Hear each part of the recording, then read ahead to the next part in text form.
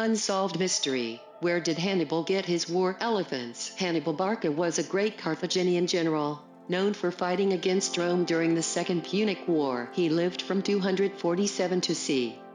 182 BC. His name has been one used to incite there over the centuries, and he remains well known for his highly strategic military tactics. One of Hannibal's most notable achievements occurred around 218 BC. In a quest to join up with anti-Roman allies, Hannibal led 100,000 troops and 40 elephants on a treacherous journey through the Alps. Many troops and animals were killed while crossing the Alps, and to this day, Hannibal's completion of this journey is revered as one of the greatest military moments in history. While the crossing of the Alps was an incredible journey that helped to seal Hannibal's place as one of the greatest military leaders in history, there are many mysterious aspects of the journey that have been analyzed, but never solved. One of the greatest of those mysteries is where Hannibal got his pack of elephants. While war elephants have commonly been used historically, it is unclear how Hannibal obtained this enormous pack elephants. During Hannibal's time, there were only two species of elephants in existence,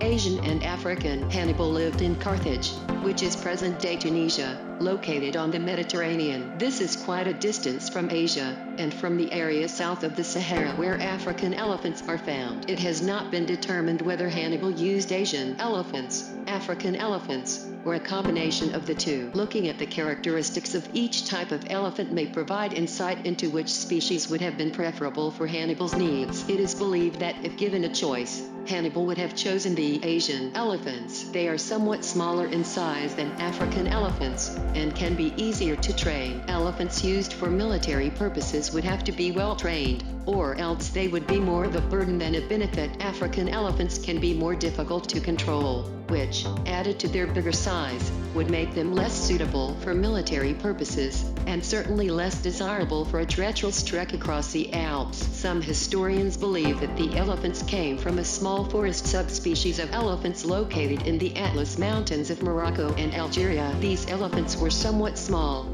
standing 8 feet tall at the shoulders, and may not have been as useful for military purposes. Gavin de Beer, of the British Museum of Natural History, wrote about these elephants, describing them as smelly and loud, and stating that they were highly dangerous when they charged. Some historians cite a coin from Hannibal's time that depicts an African elephant. However, only a single elephant survived the trek across the Alps and the war, and it is believed that this was an Asian elephant. The beast's name was Treacherous, which means the Syrian, and this was the elephant that Hannibal himself rode. Treacherous may have been a descendant of one of the elephants seized by the Ptolemies of Egypt during their campaigns in Syria, and brought back to Carthage. While this is cited as evidence that at least one of Hannibal's elephants was Asian, it does not generally lead to a conclusion that all of his elephants were Asian. It may be that Hannibal collected his elephants from different areas. It may never be known for sure exactly where Hannibal's elephants came from. Being large creatures that need a great amount of sustenance,